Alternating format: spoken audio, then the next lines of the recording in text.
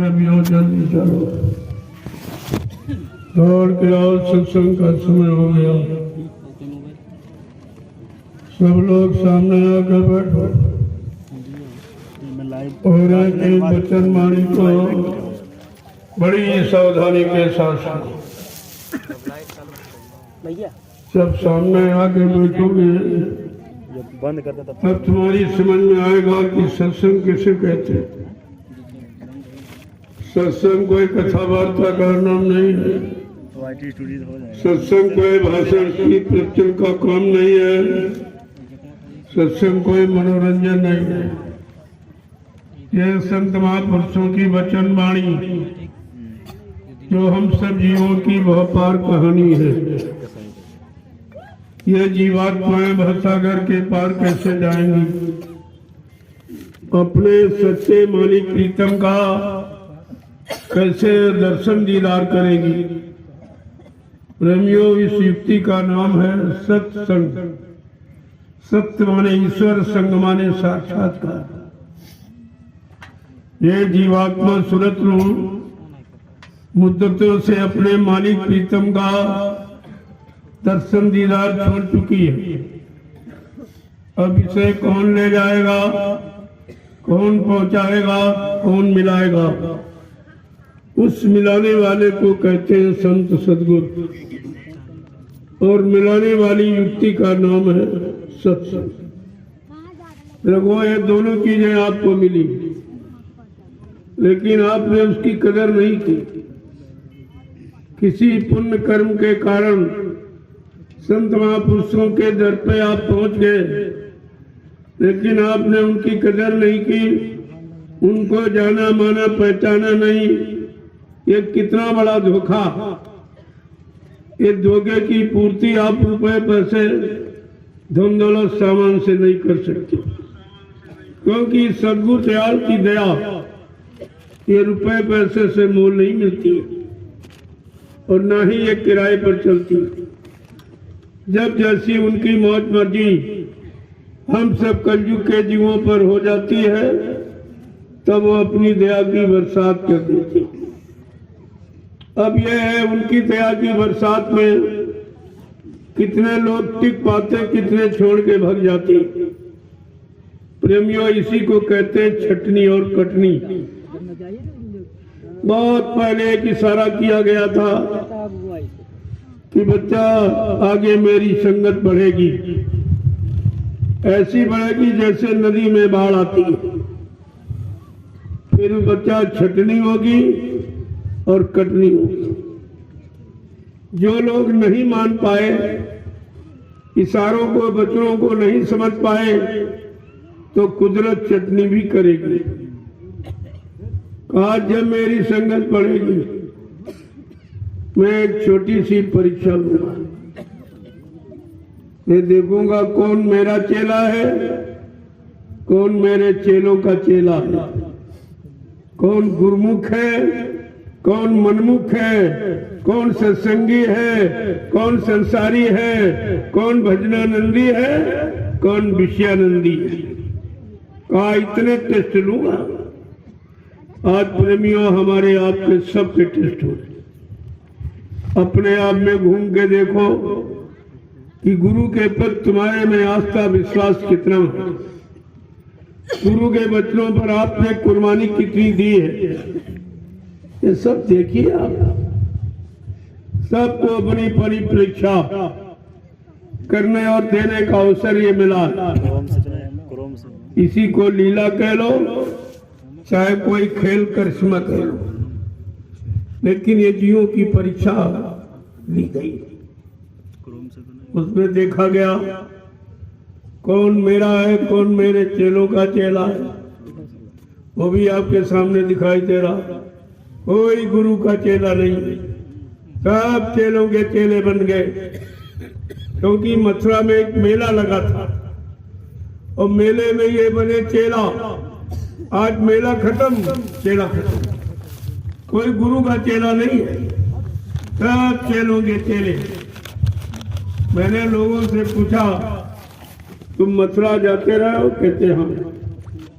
तो क्या मथुरा तुम गुरु के चेला बनने गए थे कि चेलों के चेला बनने गए थे?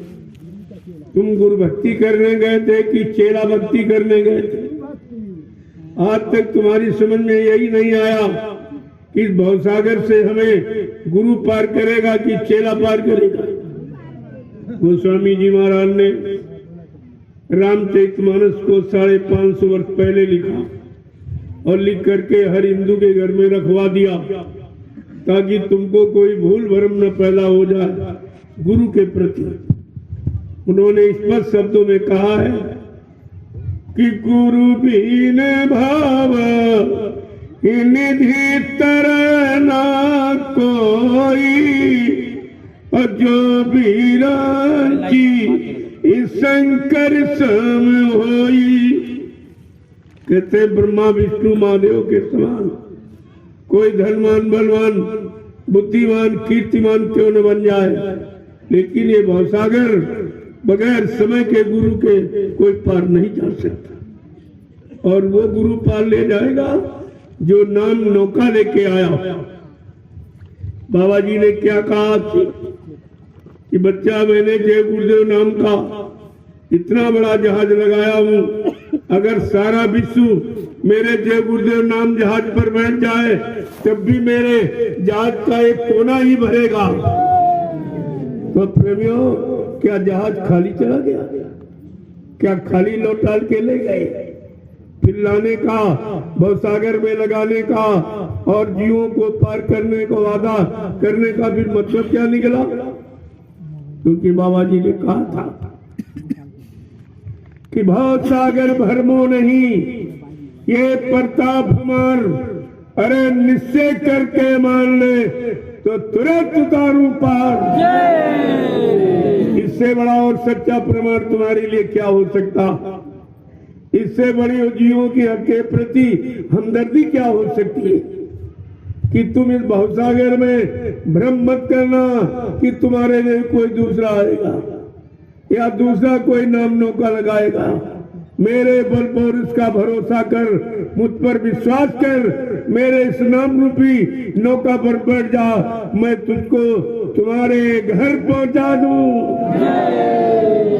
प्रेमियों, इसमें आपको करना ही क्या था?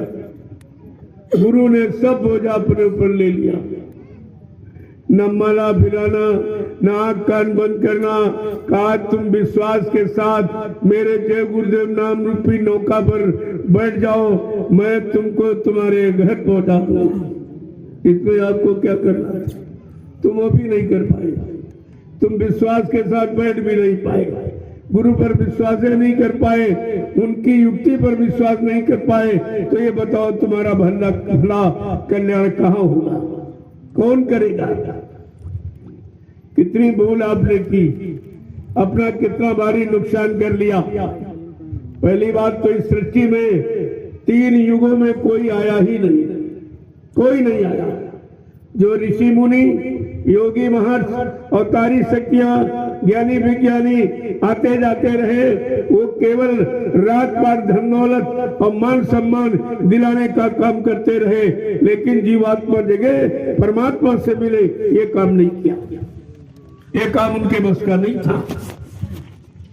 आजकल जो सबसे खराब युग माना जाता है, लेकिन संतों ने कहा नहीं, सबसे अच्छा, जीवात्माओं के लिए सबसे अच्छा युग।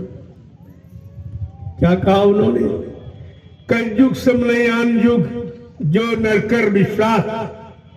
कलयुग के समान जीवात्माओं के घर जाने का अच्छा कोई युग नहीं रहा, लेकिन समय के सदगुरु के वचनों पर आपको विश्वास, आपने विश्वास नहीं कर पाया और बिना विश्वास किया तो सब भटक गए। जबकि लिखा है बिन विश्वास न कोनो सिद्धि, बिना विश्वास के कोई काम सिद्ध नहीं होता। और तुमने अपने गुरु पर से विश्वास हटा लिया, उनकी युक्ति पर से विश्वास हटा लिया, उनके वादों पर से विश्वास हटा लिया, उनकी परिवर्तन की आवाज से आपने विश्वास हटा लिया, तो आप कितने विश्वासघाती हो गए, गुरु के कितने बड़े अपराधी हो गए। तो एक कितनी बड़ी सजा है राखी न सके गुरु का द्रोही। गुरु से द्रोह विद्रोह करने वाले को कोई सृष्टि में बचा नहीं सकता, कोई नहीं बचा सकता। इतना बड़ा अपराध आपने किया और तुम कहीं बच नहीं सकते हो। जहां गए हो वो भी नहीं बच पाएंगे तो तुम्हें क्या बचाएंगे? वो खुद ही नहीं बच पाएंगे तो तुमको कहां से बचाएंगे? अब तो वो समय आगे आ रहा, सबको रोना पड़ेगा। रोने के सिवा तुम्हारे पास से कुछ नहीं बचा। क्यों? जो बचाने वाला आया उसकी तुमने बात नहीं मानी, उस पर तुमने विश्वास नहीं किया, उनके वचनों पर विश्वास नहीं किया, फिर तुम्हें